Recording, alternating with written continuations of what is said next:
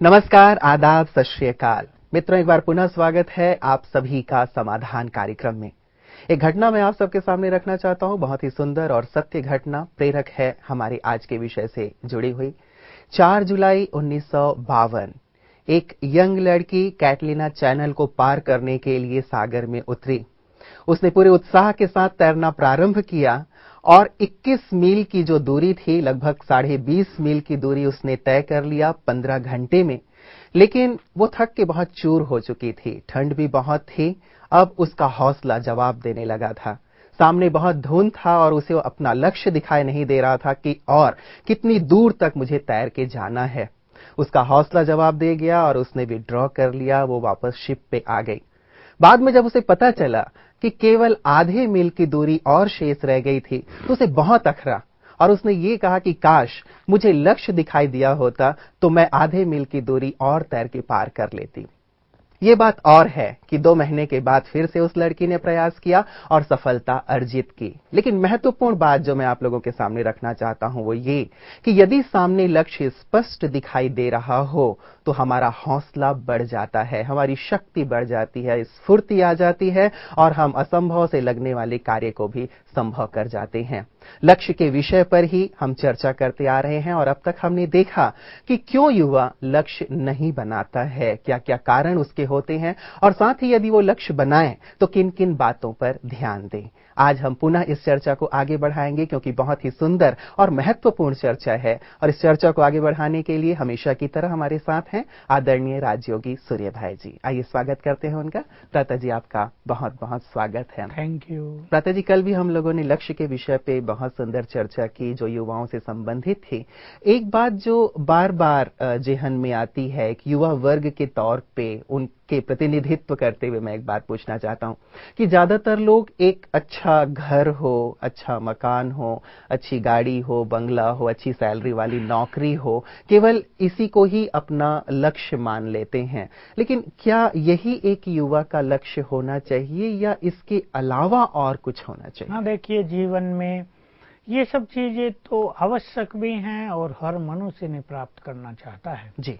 मान सम्मान भी चाहता है। उसके पास धन होगा तो वो अपने परिवार की सभी आवश्यकताओं की पूर्ति भी कर पाएगा जी। और उसका समाज में सम्मान भी बहुत होगा। लेकिन यही सब प्राप्त कर लेना केवल हमारा लक्ष्य नहीं होना चाहिए जी।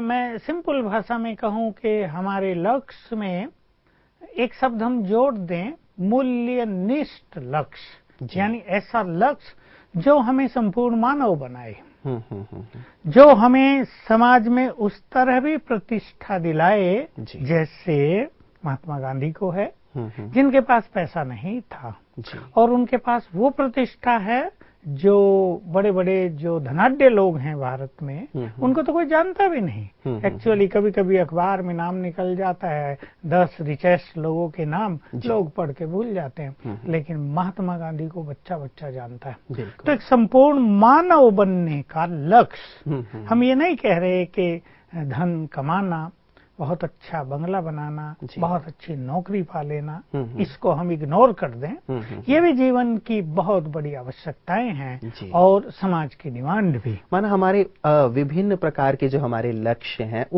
उनमें से एक लक्ष्य ये हो कि हमारे पास धन हो, संसाधन हो, या हमारे पास अच्छी गाड़ी, बंगला, या ये सारी चीजें हो। तो हमारे अनेक लक्ष्यों में से ये एक लक्ष्य है, लेकिन इनके अलावा भी मान लो किसी ने बहुत धन कमा ही लिया जी, गलत तरीकों से कमा लिया और गड़बड़ हो गई, उनका नाम करप्शन केसेज में आ गया या इनकम टैक्स वालों ने उनके घर पे छापा मार दिया, या वो किसी ऐसे कर्म के कारण जेल में चले गए, सलाखों के पीछे आ गए, तो इससे उनका धन, उनका पद पोजीशन या उन्होंने जो कुछ प्राप्त किया है, बहुत अच्छा मकान भी बना दिया है, ये सब फिर बेकार हो जाता है। इसलिए एक मूल्यनिष्ठ लक्ष्य। एक बहुत सुंदर चर्चा आपने शुरू किया है भ्राता जी।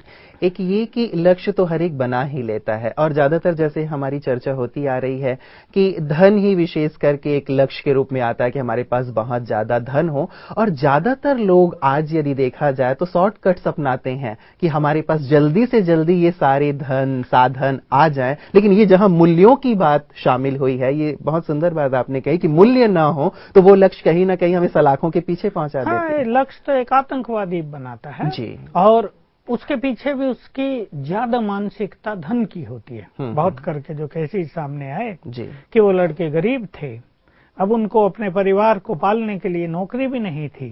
अब उनको कह दिया गया 25 लाख दे देते हैं जी। 25 लाख उसने ले लिए, उनका परिवार सुखी हो गया और वो चल दिया लोगों को मारने। किसको मारना उसको कुछ पता नहीं, उसको मारना है, ये भी एक लक्ष्य है। और उनका परिणाम हम सब जानते हैं, या तो वो खुद मृत्यु को प्राप्त होते हैं या वो जेल में सड़ते हैं। तो लक्ष्य तो ये भी हैं, और भी कईयों के लक्ष्य अलग अलग होते हैं, पर आजकल बीज हो गया है धन कमाना।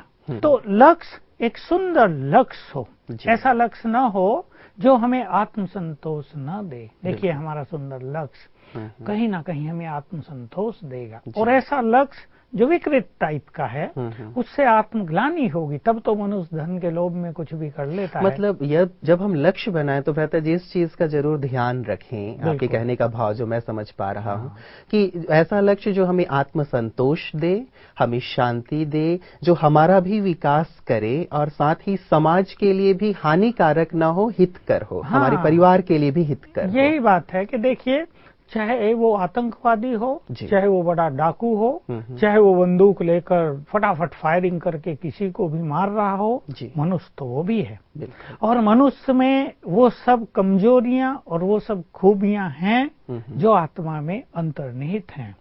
तो अगर एक मनुष्य आत्मा के संस्कारों के मूल नेचर के विरुद्ध जाता है तो उसे आत्मग्लानि तो होगी, उसको अशांति से तो गुजरना ही पड़ेगा। जैसे मैं आपको उदाहरण दूं, दिल्ली की जेल में पड़ा हुआ एक प्रसिद्ध आतंकवादी, मैं नाम नहीं लूंगा, जिसने बहुत एक घृणित कृत्य किया था भारत में, जिसको फांसी की सजा थी और सरकार अभी तक नहीं दे रही है, 8-10 साल हो गए हैं।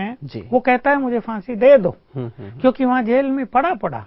अब निश्चित रूप से वो आत्मग्लानि से जिंदा ही जलता रहता होगा, उसका चित्त बेचैन रहता होगा, तो वो मरने को ही अपनी सच्ची शांति मानता होगा।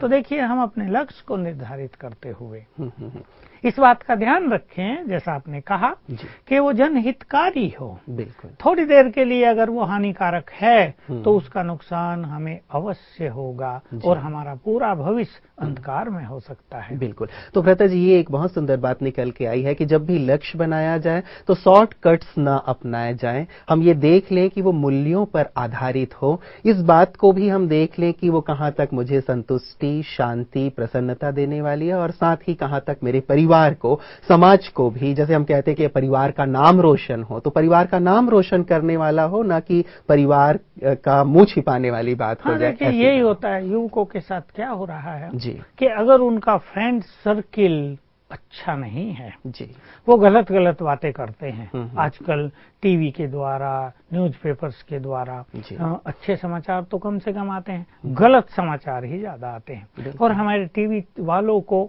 चैनल्स वालों को या प्रिंट मीडिया वालों को ये बिल्कुल पता नहीं कि तुम्हारी हर बात से आज का युवक बहुत कुछ सीख रहा है।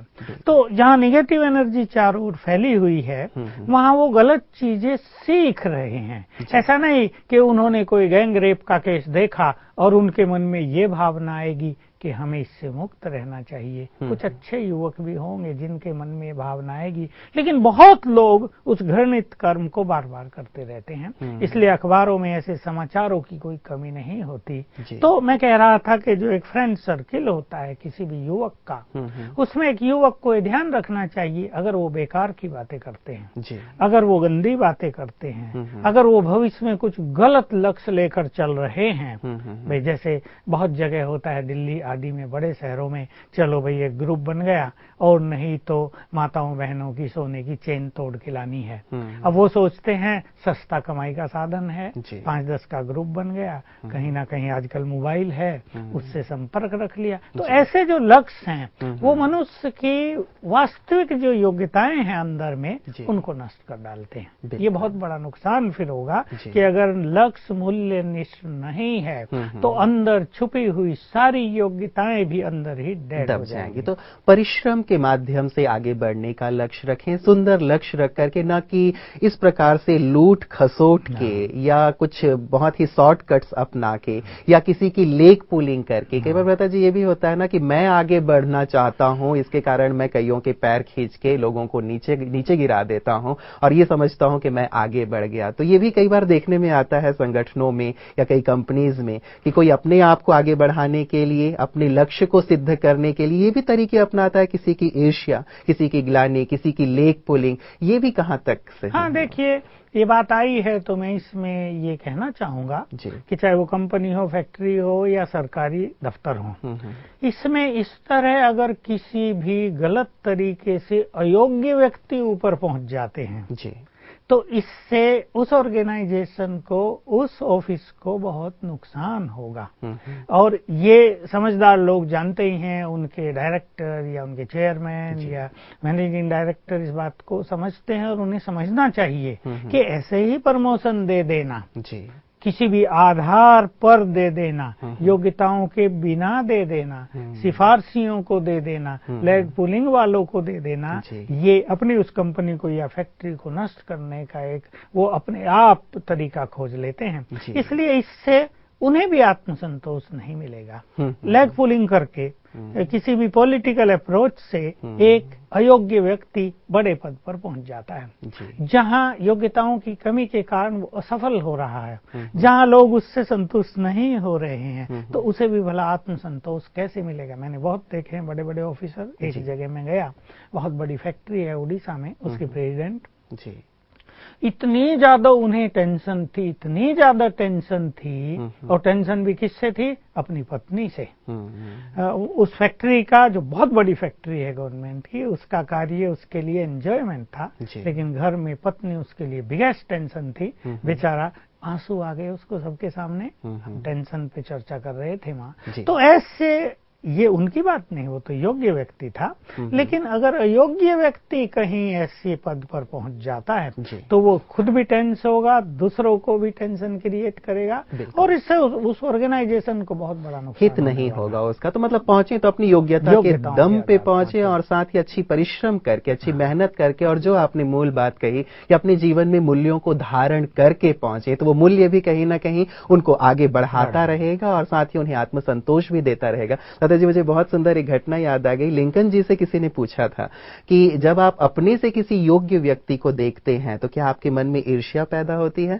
तो उन्होंने बहुत सुंदर जवाब दिया था। उन्होंने कहा था, नहीं, मेरे मन में ईर्ष्या पैदा नहीं होती, लेकिन मैं ये सोचता हूं कि मैं अपनी योग्यता को इससे भी कहीं अधिक कैसे बढ़ाऊं। हाँ, देखिए यही तो उनको एक सुंदर स्थिति पर ले गई अब्राहम लिंकन को, जो एक नीचे स्तर से हाईएस्ट स्तर पर पहुंचा। वो बिल्कुल गरीब थे भ्राता जी, उनको लिखने के लिए पेंसिल भी नहीं होती थी, वो शायद कोयले से लिखा करते थे। तो यही कि मनुष्य अगर ईर्ष्या द्वेष रखता है, मनुष्य अगर लेग पुलिंग कर रहा है, दूसरों को आगे बढ़ता देख उसमें आग लग रही है, तो व्यक्ति स्वयं भी कभी आगे नहीं बढ़ सकता। कितना सुंदर एटीट्यूड है कि दूसरे को जब अपने से योग्य देखते हैं तो कहीं न कहीं अपने को भी योग्य बनाने की तीव्र इच्छा उत्पन्न हो। ये भी लक्ष्य है मनुष्य का, और ऐसे सुंदर लक्ष्य वास्तव में मनुष्य को महामानव की पदवी दिला देते हैं। जी, बहुत सुंदर है भ्राता जी। ये बात तो रही कि हम मूल्यनिष्ठ लक्ष्य बनाएं ताकि हमारा जीवन सुंदर हो, श्रेष्ठ हो, आदर्श हो, लोगों के लिए प्रेरक हो, और हमारे जाने के बाद भी लोग हमें बहुत सम्मान से याद करें।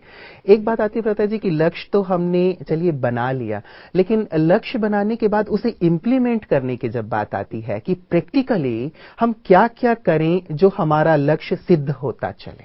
ये एक बहुत ही महत्वपूर्ण पहलू होता है लक्ष्य का। बिल्कुल, ये बहुत ही सुंदर बात है, और इसमें हम अपने श्रोताओं के सामने 4-5 बहुत सुंदर बातें रखना चाहते हैं जी। मैं एक छोटी सी बात लोगों को सिखाया करता हूँ, युवकों को सिखाता हूँ कि जो भी आपका लक्ष्य है, अपने सबकॉन्शियस माइंड में उसका एक चित्र बनाए, जिसको मानसिक चित्र कहते हैं, जिसको विजन कहते हैं जी। और वो लक्ष्य मुझे मिलेगा ही। और बल्कि इससे भी अच्छी बात ये होगी कि हम ऐसा एंजॉय करें कि वो लक्ष्य मुझे मिल गया है। सबकॉन्शियस माइंड को इसे एक्सेप्ट करा दें तो ये बहुत सुंदर एक चीज होगी। मैं एक उदाहरण दूं आपको। एक कैंडिडेट इंटरव्यू देने जा रहा था, बहुत अच्छी पोस्ट उसके लिए वैकेंसी थी, चीफ एग्जीक्यूटिव ऑफिसर किसी अच्छी कंपनी का। उसने मेरे से पूछा, तो मैंने उसे ये चीज पहले सिखाई थी, डिटेल चर्चा तो हम इनकी आगे करेंगे, कि तुम विजन बनाओ। और मैं उसको स्पिरिचुअल ऐसी प्रैक्टिस सिखाई, हंसी की बात भी है, वो भी हंसा था और श्रोता भी हंसेंगे। मैंने उन्हें कहा, ये प्रैक्टिस करने के बाद ये संकल्प करना कि जिन क्वेश्चंस का आंसर मुझे आता है वही पूछे जाएंगे। तो वो कहा, ऐसे कैसे होगा? मैंने कहा, आप जरा ये विधि अपना के तो देखो। दूसरी बात मैंने उसे कही, आप अभी से बिल्कुल ये संकल्प कर दो, मेरा सिलेक्शन हो चुका है, आई एम सेलेक्टेड। और ऐसा देखो कि अपॉइंटमेंट लेटर मेरे हाथ में आ गया है अभी, और उसको एंजॉय करो। तो पिक्चराइज करना, बिल्कुल, तो एक मनोचित्रण वो करें, बना लें कि ऐसा हो गया है जो मैं देख रहा हूँ। और भ्राता जी, इसमें क्लैरिटी का होना मुझे लगता है बहुत आवश्यक है। संपूर्ण क्लैरिटी से भी एक अच्छा शब्द हम यूज करेंगे, बिल्कुल विश्वास कि ये मिला कि मिला और ये मुझे मिलना ही है। और उसे वो मिल गया था। उसका इंटरव्यू ऐसा हुआ कि साथ ही साथ अपॉइंटमेंट लेटर दे दिया गया। बहुत सुंदर, तो बहुत ही अच्छी बात थी। तो पहली चीज है मानस चित्रण करना। भ्राता जी, एक एग्जाम्पल से, जैसे आपने अभी एक इंटरव्यू का एग्जाम्पल दिया कि कोई इंटरव्यू देने के लिए जा रहा है, उसने इस प्रकार से विजुअलाइज किया, ये एक मनोचित्र उन्होंने बना लिया। ऐसा ही कोई और एग्जाम्पल कि हमारे युवा बहुत अलग अलग फील्डों में प्रयास करते रहते हैं, वो किस प्रकार से अपने लक्ष्य का मनोचित्रण? देखिए, मेरे पास 12वीं क्लास का जो एग्जाम दे रहे हैं, ऐसे बच्चे बहुत आते हैं जिन्हें हायर एजुकेशन में जाना है। जी। तो मैं उन्हें सिखाता हूँ, बोलो कितना परसेंटेज चाहते हो आप? वो मुझे बताएंगे 92, 93, 95। जी।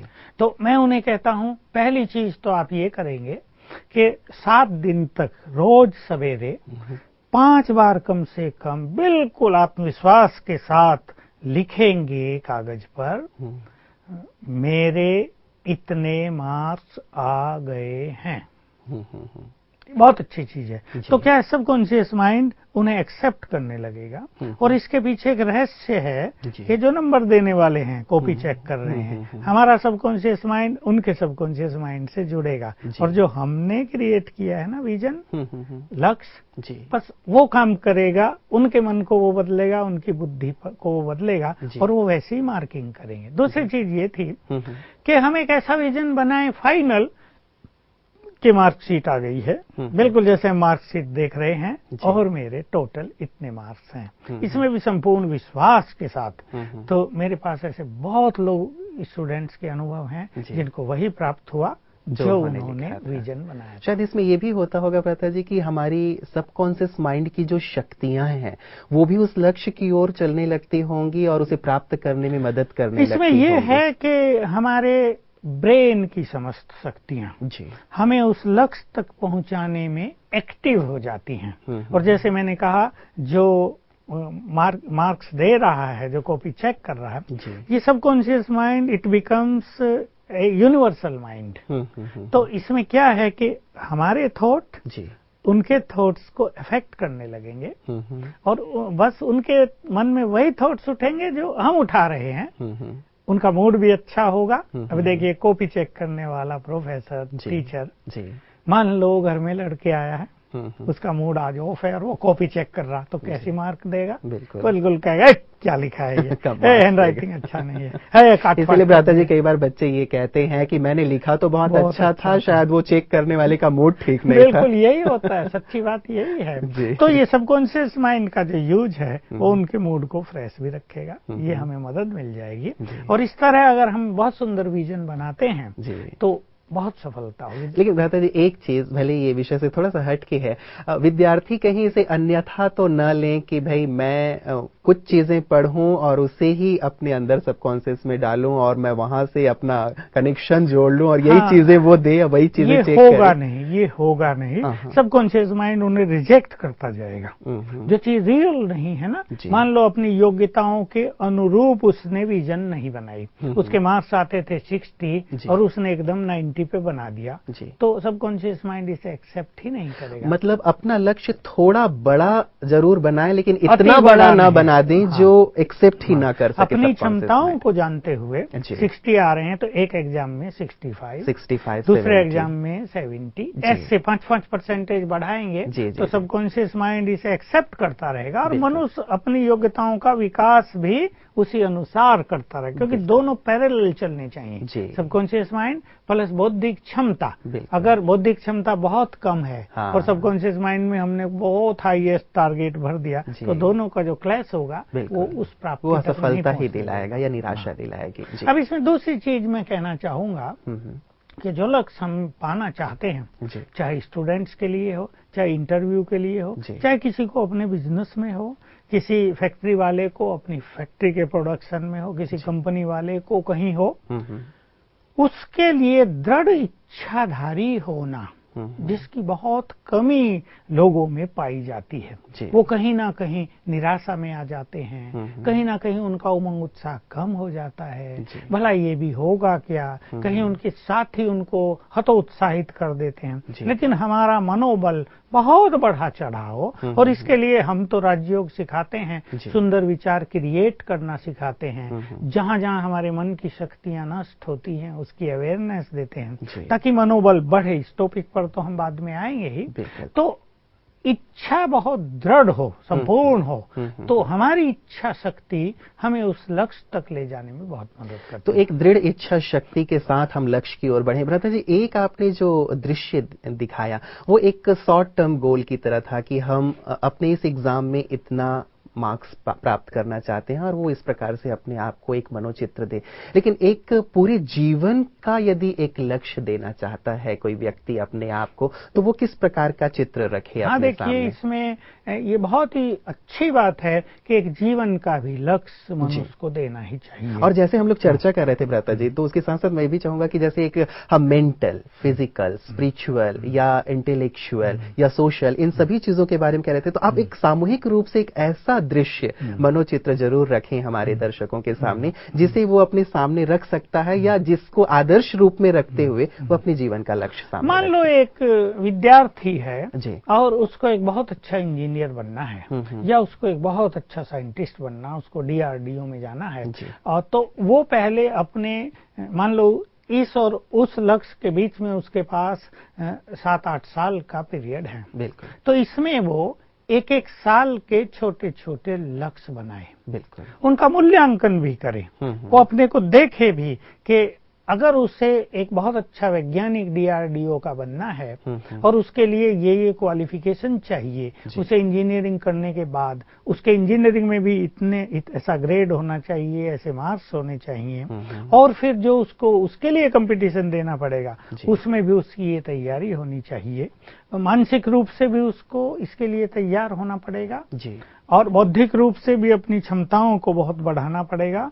और इसी में जुड़ जाता है स्पिरिचुअलिज्म, जिससे स्पिरिचुअलिटी का यहाँ अर्थ है वो अपने मन को प्रसन्न भी रखे, इस लक्ष्य को टेंशन न बना दे। कहीं कहीं ये भी हो जाता है कि एक ऊंचा लक्ष्य ले लिया तो वो लक्ष्य उसके लिए टेंशन बन गया, वो किसी बात नहीं कर रहा है, कोई उससे बात करता है तो उसे गुस्सा आता है, हटो मुझे पढ़ना है, मुझे ये सब नहीं, यहाँ शोर क्यों हो रहा है, टीवी बंद करो, घर में ऐसा क्यों, मेहमान क्यों आ गए हैं, मुझे पढ़ना है, मुझे यहाँ पहुंचना है। तो स्पिरिचुअलिटी का अर्थ है रिलैक्सेशन, जिसमें उसको रिलैक्स भी करेगी ये स्पिरिचुअलिटी, और वो उस लक्ष्य को एंजॉय करेगा। ठीक है, लक्ष्य मिलेगा ना, इसमें बहुत टेंशन में आने की जरूरत नहीं। ऐसा नहीं कि लक्ष्य को पाने के लिए तुम्हें रात दिन पढ़ना है। तो कई लोग यही होता है जी, लक्ष्य मिल जाए तो हम बहुत खुश होंगे, लेकिन जब हम लक्ष्य की ओर बढ़ रहे हैं उस दरमियान भी अपने आप को खुशी में हम रखें, खुश होकर के लक्ष्य की ओर बढ़े, बहुत इंपॉर्टेंट चीज है। ये स्पिरिचुअलिटी है कि मान लो कहीं हमने 7 साल हमारे पास हैं और 7 साल में हमने ईयरली एक प्लान बना लिया है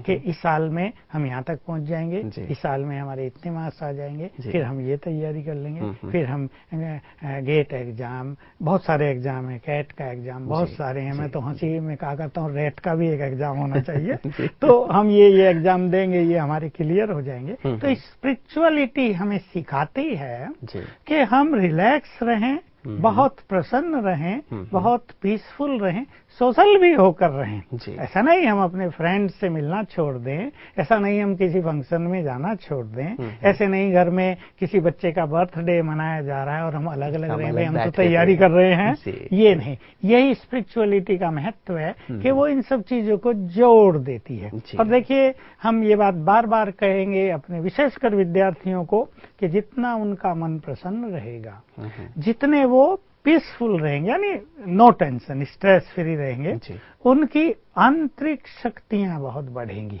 चाहे इंटेलेक्चुअल कैपेबिलिटी हो, चाहे उनका मनोबल हो, ये बहुत बढ़ेगा और वो तब इस यात्रा को बहुत एंजॉय करेंगे। तो भ्राता जी, जो एक बड़ा हम देख रहे हैं पूरे जीवन के लिए, जो एक हम चित्र तैयार कर रहे हैं लक्ष्य के रूप में, उसमें जो आपने सभी बातें कही, मेंटल है, फिजिकल है, स्पिरिचुअल है, सोशल है, उन सभी बातों को हम देखें कि सभी के साथ मैं बहुत ही आनंदित हूं, सभी को समय दे रहा हूं और हर फील्ड में मैं अपना 100% दे रहा हूं, एंजॉय करते हुए सफल हैं हम हर फील्ड में। कोई हमें ये नहीं कह रहा कि भाई ये तो बस सीरियस हो गए हैं, इनको तो बस पढ़ना है और किस चीज से इनका कोई लेना देना नहीं है। देखिए परिवार में आपसी प्यार भी बहुत रहता है, फंक्शंस भी होते हैं, तो एंजॉयमेंट भी होते हैं। तो मैं सभी को ये कहता हूँ कि बिल्कुल ये भूल जाओ कि बहुत पढ़ने से आपके मार्क्स बहुत ज्यादा आएंगे। नहीं, आप अपनी इंटेलेक्चुअल कैपेबिलिटी को बढ़ाओ, अपने को बहुत फियरलेस करो